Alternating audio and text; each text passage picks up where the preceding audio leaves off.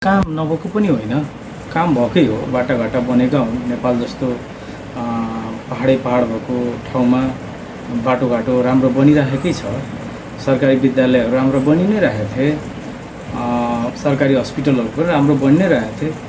नबनेका होइनन्, काम नभएको होइन। तर काम हुँदाखेरि कसरी भएको भन्दाखेरि 5 करोडमा हुने काम 10 करोडमा भइरहेको थियो होइन।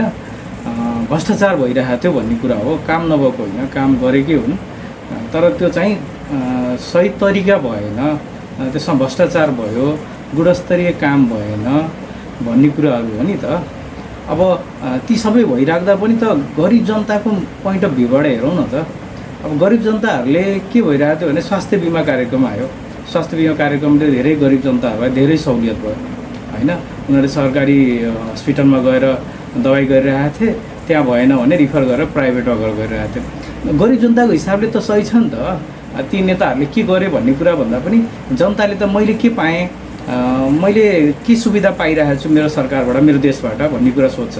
त उसले त राम्रै पाइरहेको थियो, सरकारीमा गएको थियो, त्यहाँ उपचार हुन सकेन भने रिफर गरेर प्राइभेटमा गइरहेको थियो। अब अहिले प्राइभेटमा छैन भने त्यो गरिब जनताले त जुन कुरा गरिब जनताको लागि भन्ने कुरा त्यो त त्यहाँ देखिएन फेरि पनि।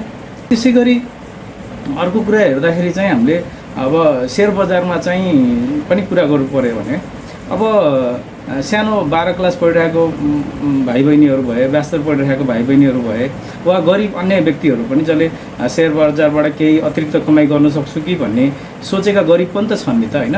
जसको वार्षिक आय 5 लाख पनि हुँदैन सेयर बजारबाट, 1 लाख पनि नहोला होइन। उसले वर्षमा 8-9 महिना घाटा खाएर कुनै महिनामा गएर 1 लाख रुपियाँ कमायो भने पनि अब त्यो गरिबले 1 लाख रुपियाँ कमायो, वर्षभरिमा घाटा भइसकेको थियो, त्यही पनि त्यो 1 लाखको 10% उसले कर तिर्नुपर्ने अरे भने गरिबको लागि त त्यहाँ पनि भएन। अब जसले करोडौँको कारोबार गर्छ उसको लागि कर बढाइदिनु भयो, 10% अन्तिम कर भनिदिनु भयो। अब उसले त्यो करोड रुपियाँ कमाएकोमा 30% तिर्नुपर्ने ठाउँमा 30 लाख तिर्नुपर्ने ठाउँमा 10%, 10 लाख तिरेर भयो, ऊ त खुसी नै छ।